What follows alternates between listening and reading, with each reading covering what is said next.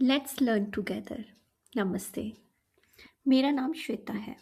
इस चैनल पर हम ऐसे कंसेप्ट समझेंगे जो नॉर्मली बुक्स में थोड़े डिफ़िकल्ट लगते हैं, लेकिन मैं आपको रियल लाइफ एग्जांपल्स के साथ बिल्कुल सिंपल लैंग्वेज में समझाऊंगी।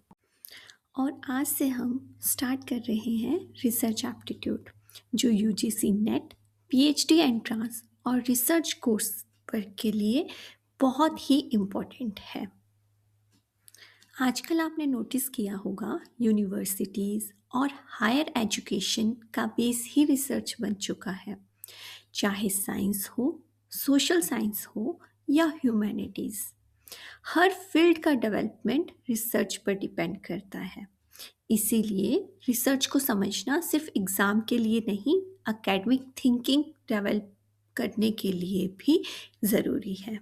अब एक सिंपल सा क्वेश्चन है, हमें रिसर्च की ज़रूरत क्यों पड़ती है?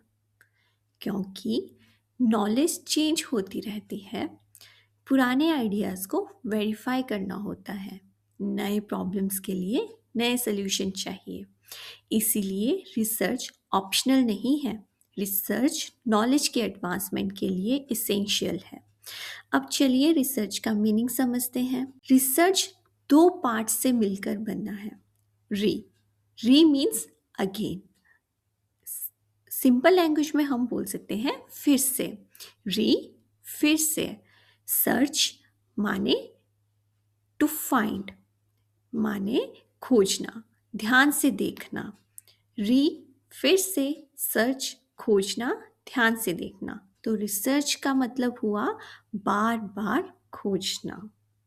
लेकिन ये सिंपल सर्चिंग नहीं है।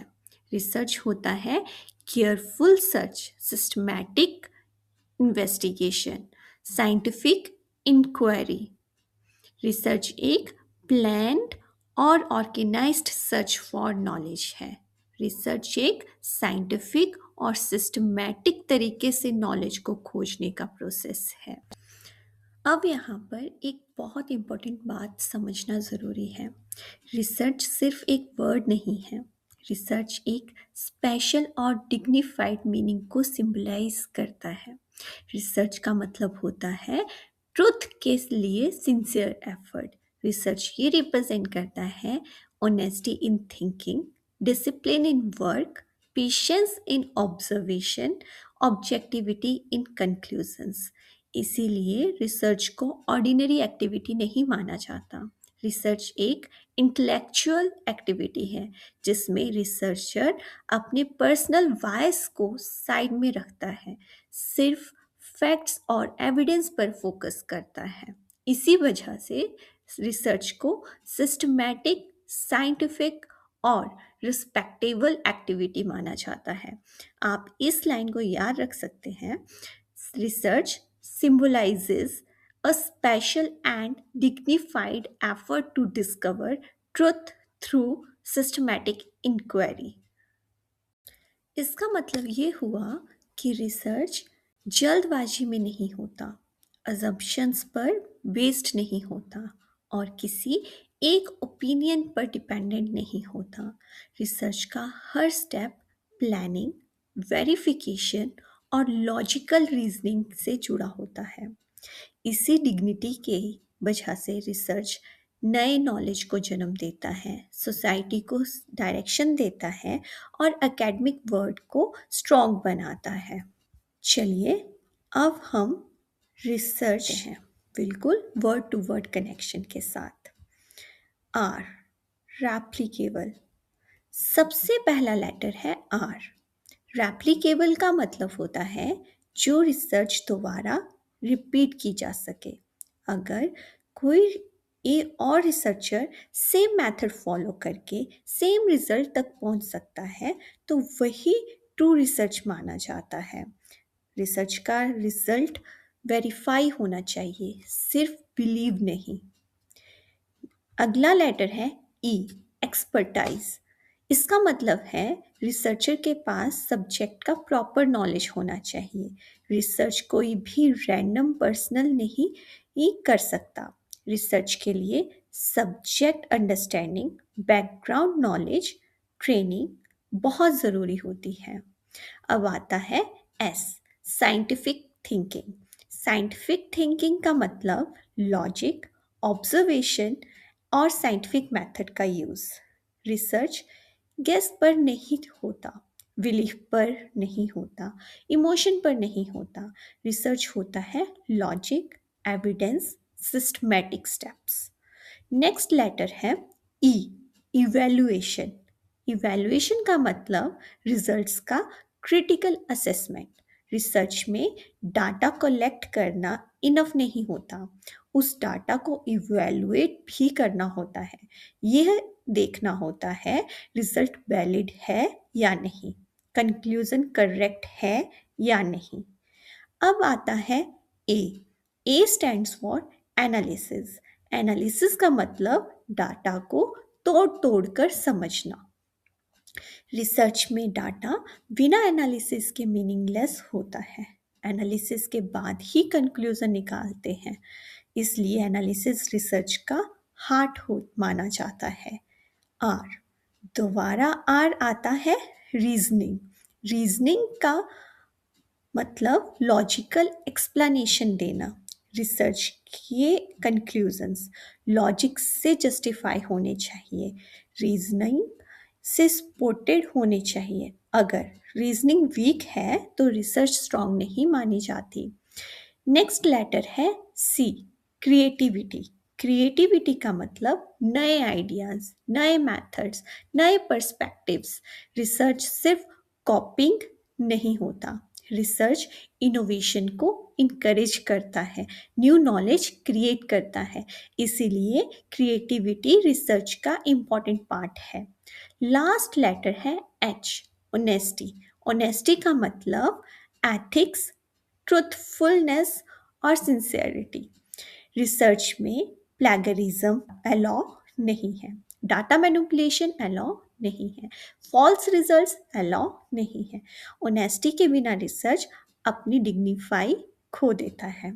तो जब हम कहते हैं रिसर्च, तो हम सिर्फ एक वर्ड नहीं बोल रहे हैं, हम बात कर रहे होते हैं रेप्लिकेशन की, एक्सपर्टाइज की, साइंटिफिक थिंकिंग की, इवैल्यूएशन और एनालिसिस की, रीजनिंग और क्रिएटिविटी की, और सबसे इम्पॉर्टेंट ऑनेस्टी की। सो रिसर्च एक रेप्लिकेबल, साइंटिफिक, एनालिटिकल और ऑनेस्ट प्रोसेस है जो रीजनिंग और क्रिएटिविटी के थ्रू नॉलेज डेवलप करता है। अब हम रिसर्च के कॉन्सेप्ट पर आते हैं। रिसर्च सिर्फ इंफॉर्मेशन कलेक्ट करना नहीं होता, रिसर्च एक बिलीफ सिस्टम पर बेस्ड होता है। रिसर्च ये मानता है नेचर ऑर्डरली और रेगुलर होती है, नॉलेज इग्नोरेंस से बेटर होती है, कोई भी चीज़ सेल्फ एविडेंट नहीं होती, वेरिफिकेशन ज़रूरी होती है, नॉलेज ऑब्जर्वेशन से आती है। इसका मतलब रिसर्च अजम्पशंस पर नहीं, एविडेंस पर चलता है। इसी वजह से रिसर्च क्वेश्चंस रेज करता है, आइडियाज़ को टेस्ट करता है, ट्रुथ को वेरीफाई करता है। एक डेली लाइफ एग्जांपल लेते हैं। अगर कोई कहे ऑनलाइन एजुकेशन ज़्यादा इफ़ेक्टिव नहीं होती, क्या हम तुरंत मान लेते हैं? नहीं, हम पूछते हैं डाटा क्या है, किस ग्रुप पर स्टडी हुई, कंडीशंस क्या थी। ये क्वेश्चनिंग एटीट्यूड ही रिसर्च माइंडसेट है। अब हम कुछ डेफिनेशंस पे चलते हैं जो स्कॉलर्स ने दी थी। रेडमैन एंड मोरी से research is a systematic effort to gain new knowledge. Notice the word systematic. This means research is planned, not random. According to Advanced Learners a Dictionary, research is a careful investigation to discover new facts. Again, the focus is on careful and investigation. So, from these two definitions, one thing is clear: research is a scientific and organized search for knowledge. अब आते हैं objectives of research पर, जो exam point of view से बहुत important है। Research का main objective होता है हिडन ट्रूथ को डिस्कवर करना। इसको थोड़ा डिटेल में समझते हैं। रिसर्च के ऑब्जेक्टिव्स हैं किसी फिनोमिना से फैमिलियर होना, मतलब किसी नए कंसेप्ट को समझना। दूसरा ऑब्जेक्टिव है किसी सिचुएशन या ग्रुप के करेक्टरिस्टिक्स डिस्क्राइब करना, जैसे स्टूडेंट्स का बिहेवियर, लर्निंग पैटर्न। तीसरा ऑब्जेक्टिव फ्रिक्वेंटली डिटरमिन करना, कोई चीज़ कितनी बार होती है ये देखना। हाइपोथेसिस टेस्ट करना, वेरिएबल्स के बीच रिलेशनशिप है या नहीं। इसलिए रिसर्च का हर स्टेप पर्पस ओरिएंटेड होता है। रिसर्च क्यूरियोसिटी से स्टार्ट होती है और वेरीफाइड नॉलेज पर एंड होती है। अब नेचुरली एक सवाल आता है, रिसर्च करने का तरीका क्या होता है?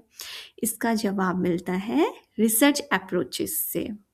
रिसर्च के दो बेसिक अप्रोचेस होते हैं, quantitative research approach and qualitative research approach.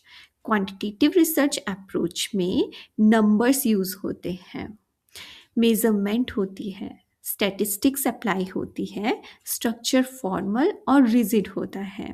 For example marks, scores, percentage के थ्रू एनालिसिस होगी। और क्वालिटेटिव रिसर्च अप्रोच में आइडियाज़, ओपिनियंस, एटीट्यूड स्टडी किए जाते हैं। मीनिंग्स और इंटरप्रिटेशन इम्पोर्टेंट होती है। डाटा डिस्क्रिप्टिव होता है। For example students online learning के बारे में क्या फील करते हैं। इस टाइप की रिसर्च को हम क्वालिटेटिव रिसर्च अप्रोच बोलेंगे। आसान लैंग्वेज में याद रखने के लिए क्वांटिटेटिव माने कितना, कितने, इस तरह, और क्वालिटेटिव माने क्यों, कैसे, क्या मतलब। दोनों अप्रोचेस इम्पॉर्टेंट है। चॉइस डिपेंड करता है रिसर्च प्रॉब्लम, डाटा की नेचर, ऑब्जेक्टिव ऑफ स्टडी पर। तो आज की वीडियो में हमने डिटेल में पढ़ा रिसर्च का इंट्रोडक्शन, मीनिंग और concept of research, objective of research, research approaches. ये सब फाउंडेशन टॉपिक्स हैं, क्योंकि आगे के chapters hypothesis, sampling, data collection इसी पर बेस्ड होते हैं। अगर वीडियो हेल्पफुल लगा हो तो प्लीज़ लाइक, शेयर और सब्सक्राइब करें। लेट्स लर्न टुगेदर, क्योंकि लर्निंग तभी इफ़ेक्टिव होती है जब हम साथ में सीखते हैं।